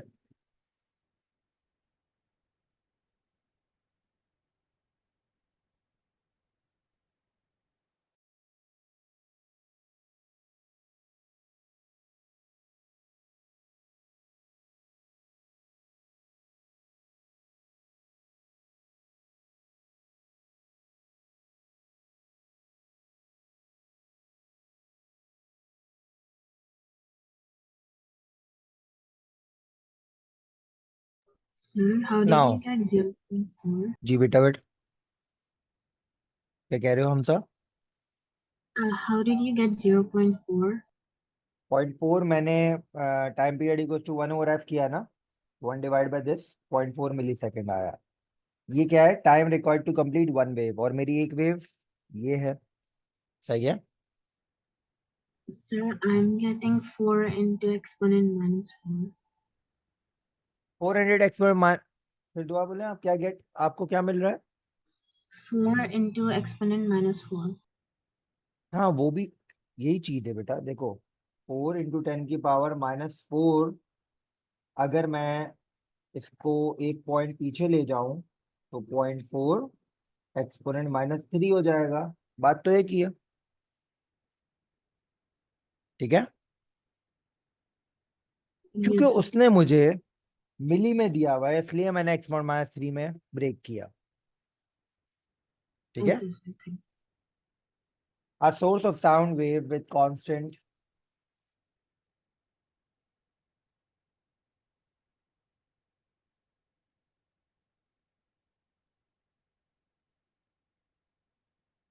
okay बेटा क्या कह रहे हैं? A source of sound wave with constant frequency moves towards the stationary observer. The observer compares the sound wave arriving at observer's position when emitted with the wave emitted by the source of sound. मतलब जो source of sound ने sound emit की है उससे वो compare कर रहा है उस साउंड को जो हमारे पास वो डिटेक्ट कर रहा है, सही है।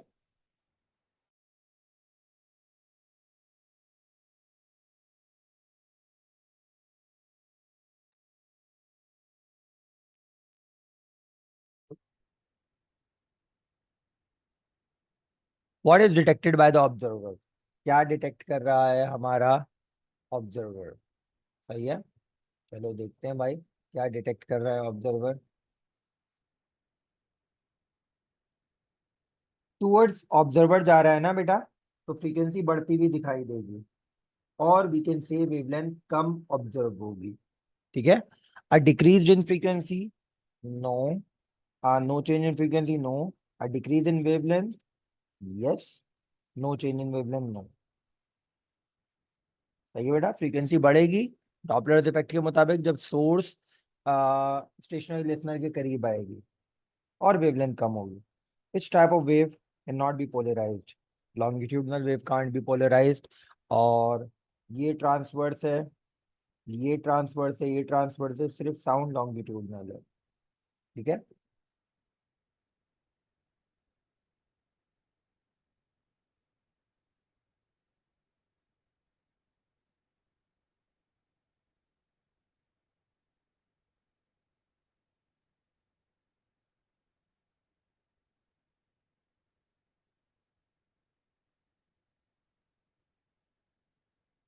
चलो आगे बढ़ते हैं।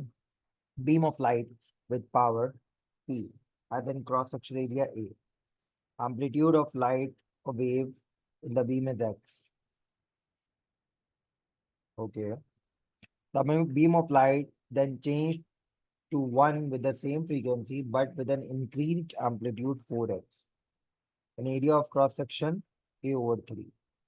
अच्छा, what is the power of the new beam? अच्छा जी, पावर का फॉर्मूला, इंटेंसिटी हमारे पास किसके बराबर होती है? क्योंकि इंटेंसिटी की भी बात हो रही है, इंटेंसिटी होती है power transmitted per unit area, सही है। तो इन दैट वेट हमारे पास पावर क्या हो जाएगा बेटा? इंटेंसिटी टाइम्स एरिया, सही है। एंड वी नो इंटेंसिटी हमारे पास किसके बराबर होती है बेटा? इंटेंसिटी हमारे पास K A² हो जाती है। अच्छा, मैं एम्पलीट्यूड को स्मॉल ए कह रहा हूँ क्योंकि यहाँ पे एक क्रॉस सेक्शनल एरिया भी आ गया है, तो एम्पलीट्यूड को मैं स्मॉल a² कह रहा हूँ, सही है।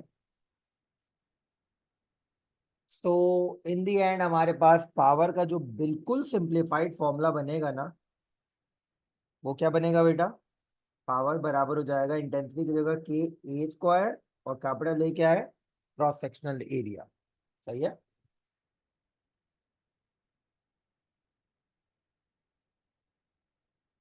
ओके बेटा, तो पहले हमारे पास पावर है amplitude of the wave is x. अच्छा, एम्पलीट्यूड ऑफ द वेव को एक्स कहा हुआ है, ए ना कहो, एक्स कह दो, ठीक है। एम्पलीट्यूड ऑफ द वेव को एक्स कहा हुआ है, ये रहा। सही है। तो ये तो पहली इक्वेशन आ गई हमारे पास। दूसरी इक्वेशन बेटा क्या होगी हमारे पास? पावर ऐसे ही रखा, ये ऐसे ही रखा, बेटा एम्पलीट्यूड है 4x, सही है। तो 4x का होल स्क्वायर लगेगा, और एरिया क्या है हमारे पास? a/3, ठीक है।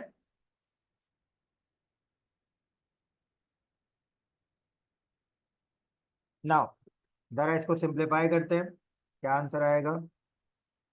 ये ऐसे ही रहा, 4 का स्क्वायर 16, x का स्क्वायर x², a/3, ठीक है। यानी इसको इस तरह लिख देते हैं 16/3 के x²a, ठीक है बेटा। ये दूसरी पावर है, ठीक है। अब अगर मैं देखना चाहता हूं कि क्या पावर होगी, तो अगर मैं P2 में से P को डिवाइड करवा दूं, तो लेफ्ट हैंड साइड से डिवाइड हो गई, राइट हैंड साइड जो 16/3 के x²a है, वो राइट हैंड साइड से डिवाइड हो जाएगी के x²a, सही है। तो क्या होगा बेटा? के से के कटा, x² से x² कटा, a से a कटा, बचा क्या सिर्फ और सिर्फ 16/3। क्या बनता है 16/3? आई थिंक 3 पॉइंट 5.3 समथिंग होगा, सॉरी 5 पॉइंट समथिंग, 5.3। तो P2 किसके बराबर हो गया? 5.3 टाइम्स P, ठीक है।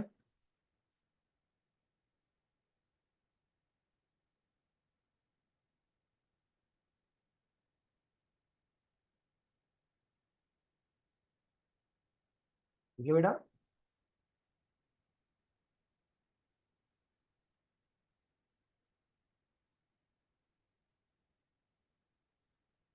क्लियर हो गया? आगे बढ़े।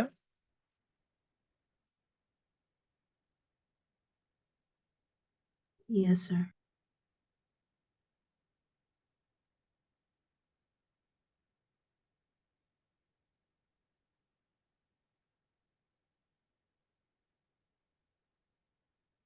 चल, आगे बढ़ते हैं बेटा। Two loudspeaker are connected to the same signal generator.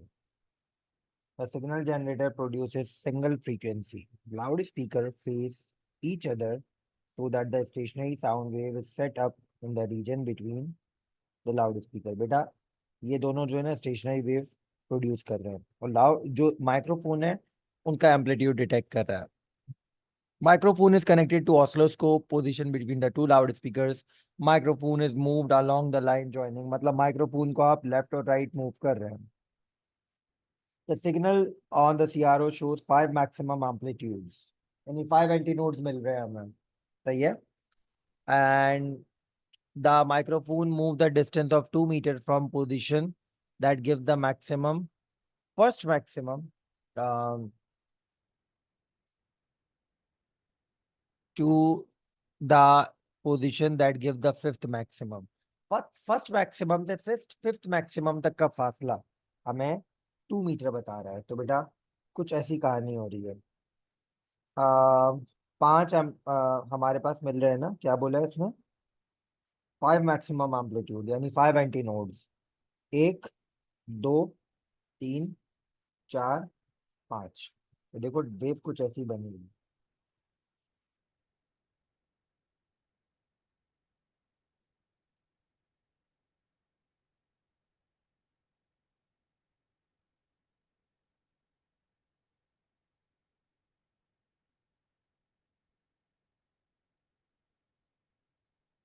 ठीक है।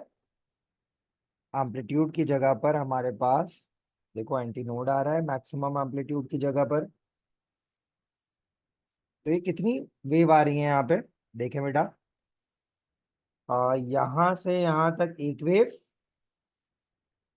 देन यहाँ से यहाँ तक 2 वेव, तो 2 वेव लेंथ आ रही है, सही है। तो मैंने बोला 2 लैम्डा बराबर है 2 मीटर के, यानी लैम्डा किसके बराबर है?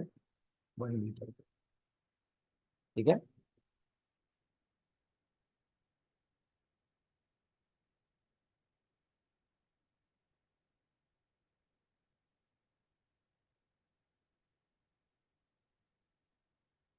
तो दैट इज हाउ डायग्राम बना के हमने इसको डील कर लिया।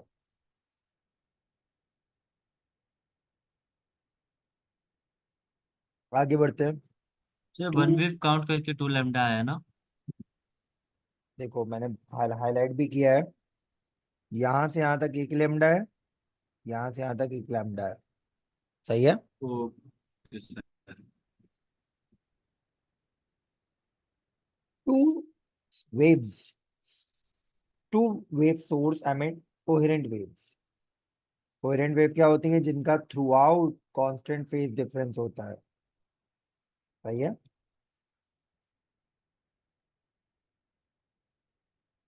What must be the condition for coherent waves? C Waves are sir. in phase. अब उसके बाद हमसे क्या कह रहा है बेटा? वेव्स आर इन फेज, ठीक है, बट थ्रू आउट कॉन्स्टेंट होना चाहिए phase difference. C. Waves are emitted in move, यहाँ पे फेज डिफरेंस की बात नहीं हो रही। Waves are emitted with a constant phase difference, yes. Waves are emitted with same amplitude, no.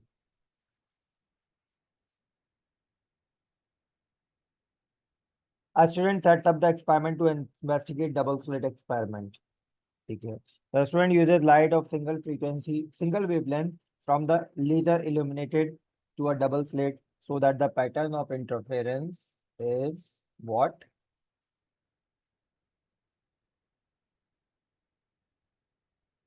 So that the pattern of interference fringes is observed on the screen. ठीक है। The student finds that fringes are very close. Formula क्या होता है बेटा? X equals to lambda D।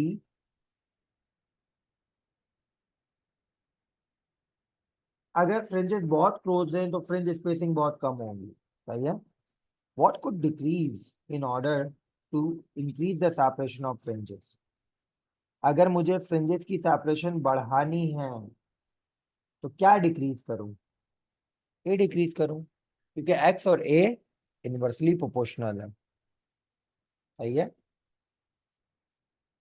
तो decrease distance P from the leather and the slit, नहीं, इससे कोई फर्क नहीं पड़ेगा। इनफैक्ट ये तो फॉर्मूला में भी नहीं है। Decrease distance, distance Q from the double slit, what could be decrease? अच्छा, डिस्टेंस क्यू, नहीं, इसको डिक्रीज नहीं करना। सेपरेशन आर, अच्छा, स्लिट सेपरेशन को यहाँ पे ए के बजाय आर कहा हुआ है, तो आर डिक्रीज होगा, यस। ठीक है। Wavelength of the laser, no.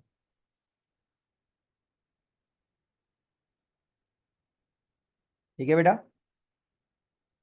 आगे बढ़ते हैं। Let's move to MCQ number 32।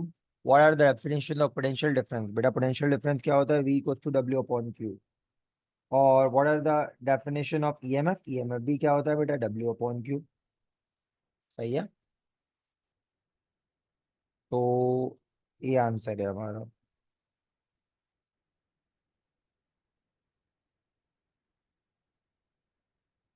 The diagram shows the network consisting of three resistors. What is the combined resistance?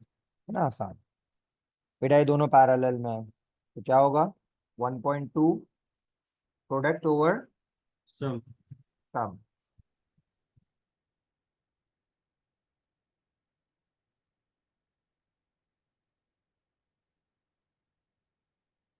ठीक है, और जो भी आंसर आएगा उसमें हम ऐड कर देंगे 2.2।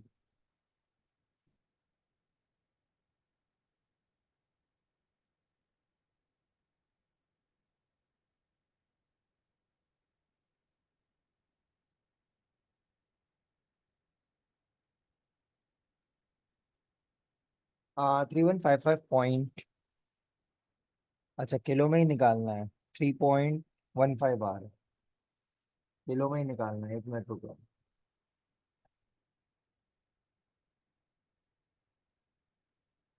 तो ये आ रहा है बेटा 3.15 किलो।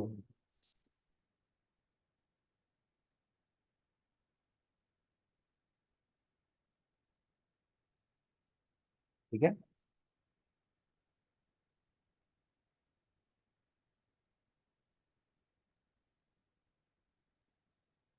चलो आगे बढ़ते हैं। The resistor dissipates 25 watt of power and there's a potential difference of 4 volts. What is the resistance? You kidding me? इतने आसान आसान। अच्छा, पहले इसने जो है ना, power equal to V square over R, R क्या हो जाएगा, V square over P.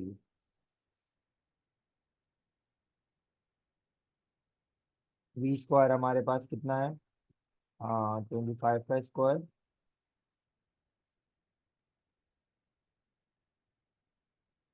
Upon 4। एक मिनट, सॉरी सॉरी सॉरी, उल्टा लिख दिया। वी 4 का स्क्वायर है divide by 25। 0.64. Yes.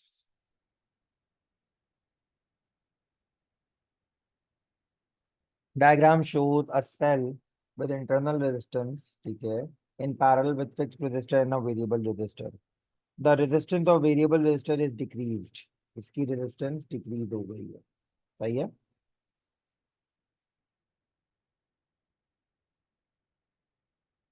What happens to the potential difference?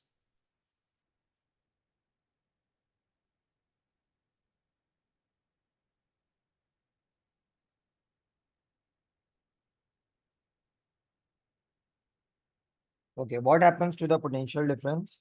Okay, भाई रेजिस्टेंस डिक्रीज हुई है, तो अगर इस सवाल को है ना, हम थोड़ी सी इसकी डायग्राम अलग से बनाता हूँ।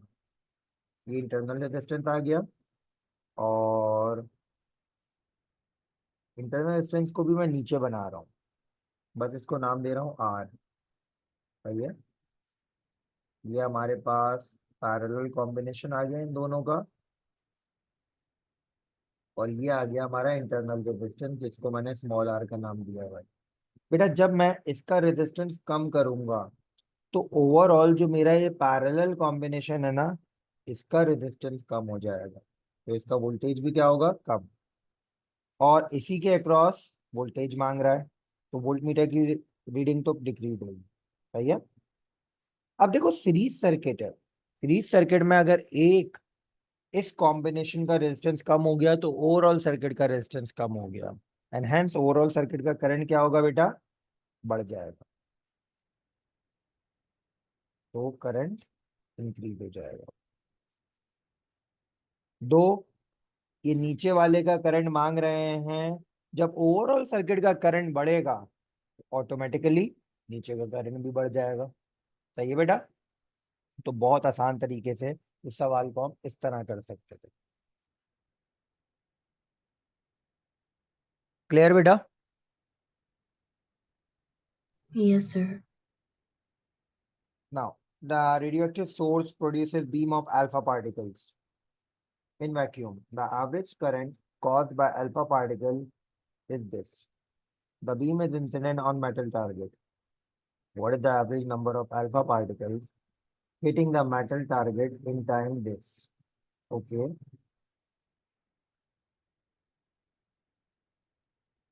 क्या कह रहे हैं बेटा, अल्फा पार्टिकल वैक्यूम में जा रहे हैं, current by caused by the alpha particle is this, सही है।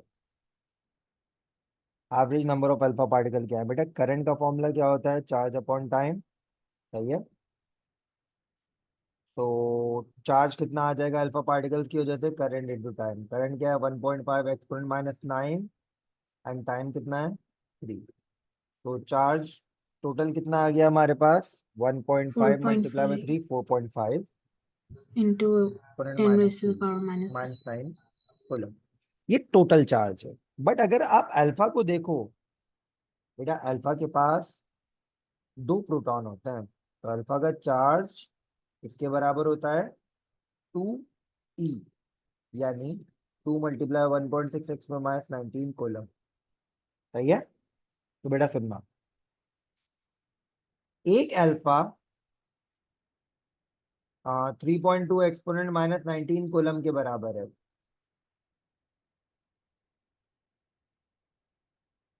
ठीक है। तो कितने अल्फा होंगे, कि हमारे पास 4.5 एक्सपोनेंट माइनस 9 कूलम का चार्ज है, तो क्रॉस मल्टीप्लाई करेंगे, तो एक्स किसके बराबर हो जाएगा, 4.5 exponent minus 9 divided by 3.2 exponent minus 19।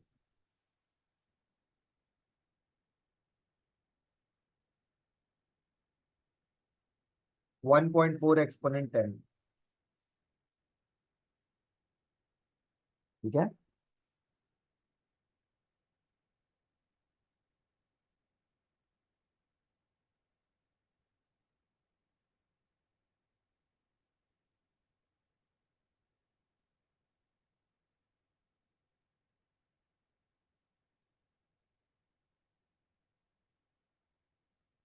Charge carrier in a metal wire are free electrons. Okay, which statement about the charge of each free electron is correct?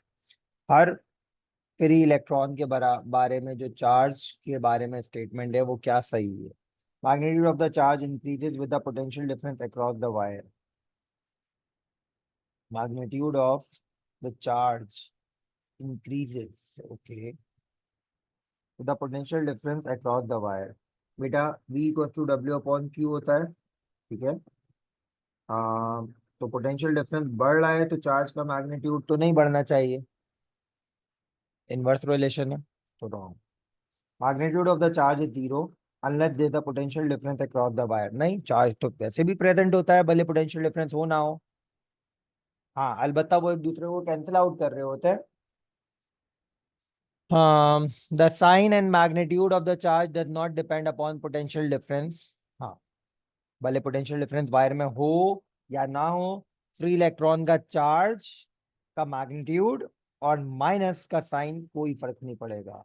अभी भी यहाँ पे वायर के अंदर इलेक्ट्रॉन मौजूद है जिसका चार्ज 1.6 x 19 कूलम है और माइनस वाला चार्ज है. सही है, बिल्कुल ठीक बात हो रही है. Sign of the charge depends upon potential difference. No.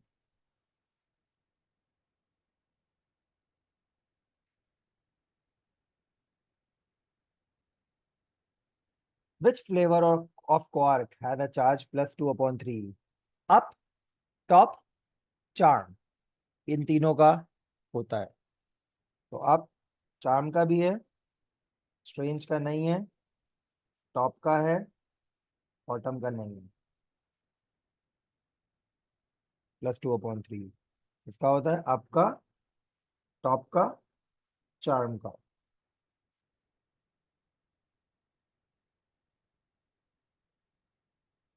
Unstable nucleus of an element decays by emitting an alpha particle or a beta electron particle to become a nucleus of different element. This nucleus is also unstable and emits alpha particle or a beta electron particle to process. The process continues until isotope of the original element is produced. Okay. What is the minimum number of these particles emitted? क्या minimum number of ये particle हमारे पास emit होंगे?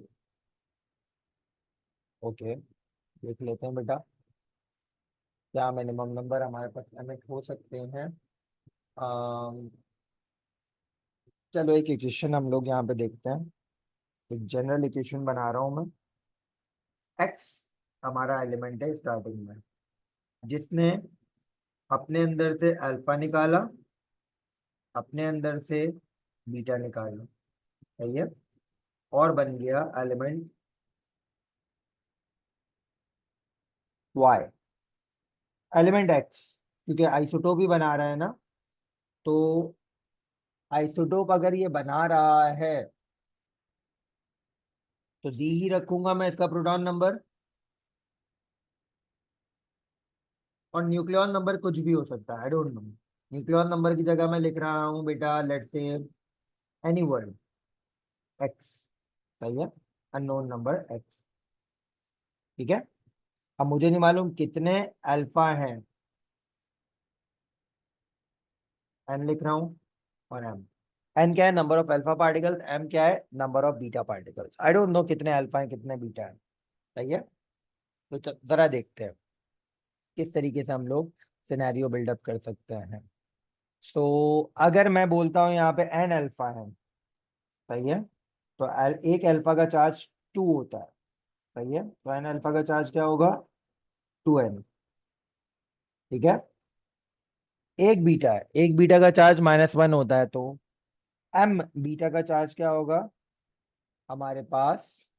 -m. ठीक है, और ये हमारे पास क्या बन रहा है बेटा? g. तो इसको ऐसे ही रखा, और ये सब किसके बराबर हो रहा है? जो इनिशियली मेरे पास प्रोटॉन नंबर था उसके बराबर हो रहा है. सही है, तो बेटा क्या हो जाएगा हमारे पास? जी से जी कैंसिल आउट हो जाएगा, सॉरी, बचेगा क्या हमारे पास? सिर्फ और सिर्फ 2n - m इक्वल टू 0. क्या होगा बेटा? 2n ऐसे ही रहा, m इधर भेज दिया, n की वैल्यू क्या हो गई? m/2। या एक काम करते हैं, n हमारे पास क्या है, सॉरी m हमारे पास क्या आ रहा है 2n, मतलब m हमारे पास 2n के बराबर आ रहा है, यानी अगर एक बीटा है तो 2 अल्फा निकल रहा है। सही है, तो टोटल कितने हो गए, 3 पार्टिकल, तो 3 का जवाब है। और अगर मैं बोल रहा हूँ ये 2 है तो ये क्या होगा हमारे पास 4। 6 का कोई आंसर ही नहीं है हमारे पास। काफी टेक्निकल सवाल था, तो इसको इस तरह कंसीडर करके करना पड़ा। फिर दोबारा सुना मैंने क्या बोला, 2n हमारे पास किसके बराबर आ रहा है, m के बराबर आ रहा है।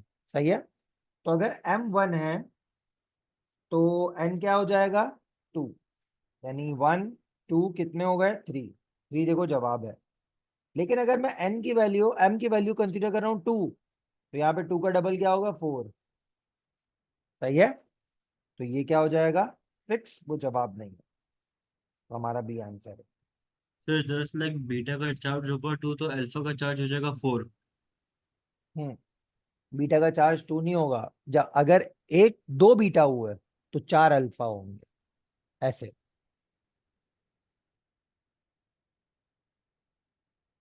ठीक है बेटा, तो एक मरतबा फिर दोबारा तुमने मैंने इक्वेशन कैसे बनाई, जी ऐसे ही लिख दिया, n number of alpha N, तो अगर एक अल्फा है तो 2 चार्ज होगा, 2 अल्फा है तो 4 चार्ज होगा, 3 अल्फा है तो 6 चार्ज होगा, n अल्फा है तो 2n, ये लिख दिया। m बीटा है तो -m, और z ऐसे, तो z से z कैंसिल आउट हुआ, हमने इक्वेशन बना के इसको इस तरह देख लिया।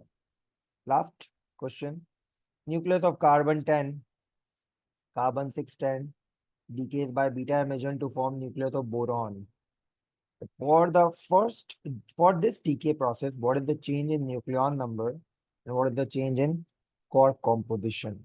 बेटा न्यूक्लियन नंबर तो हमारे पास, अगर मैं बात करता हूँ न्यूक्लियन में क्या फर्क आ जाएगा बेटा, न्यूक्लियन में हमारे पास जो फर्क आएगा वो देखें क्या होगा। बीटा एमिशन है ना, बीटा एमिशन में हमारे पास क्या होता है, बीटा एमिशन अगर सिंपल लिखा हुआ है तो it's basically what, beta electron decay. सही है, और बीटा इलेक्ट्रॉन डीके में देखें क्या होगा, कार्बन C610 अगर बीटा डीके या बीटा इलेक्ट्रॉन डीके कर रहा है और बन रहा है बोरॉन। सही है, तो याद करें मैंने आपको बताया था बीटा डीके में क्या होता है, बीटा डीके में हमारे पास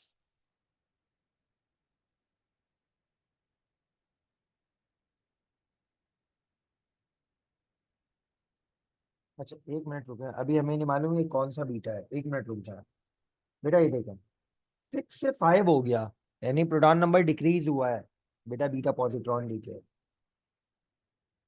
सही है, कैसे आइडेंटिफाई किया, बीटा इलेक्ट्रॉन डीके में तो प्रोटॉन नंबर इंक्रीजेस बाय 1 होता है ना, तो ये 7 होना चाहिए था अगर ये बीटा इलेक्ट्रॉन डीके होता। बट यहाँ पे हमारे पास प्रोटॉन नंबर हमारे पास डिक्रीजेस बाय 1 हो रहा है।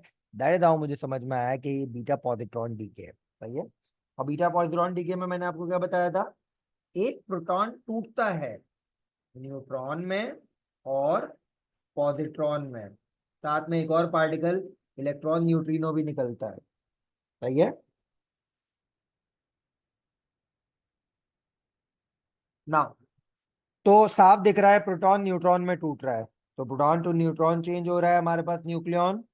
ठीक है, और अगर मैं यहाँ पे इनकी क्वार्क कॉम्पोजिशन लिखता हूँ, प्रोटॉन की होती है अप अप डाउन और न्यूट्रॉन की क्या होती है अप डाउन डाउन, तो आपको साफ दिखाई दे रहा है एक अप क्वार्क एक डाउन क्वार्क में कन्वर्ट हो रहा है। सही है, up to down becomes down, up becomes down. सही है, and that is how B is our correct answer. We are done with February March 2024 P1। एक पेपर और करेंगे नेक्स्ट क्लासेस में, विच इज मोस्ट प्रोबेबली कल करेंगे हम लोग इसी टाइम पे, तो वो होगा हमारे पास क्या बेटा, February March 2023। सही है, कोई सवाल है तो पूछ Yes, सकते हैं, then sir. we can conclude the class।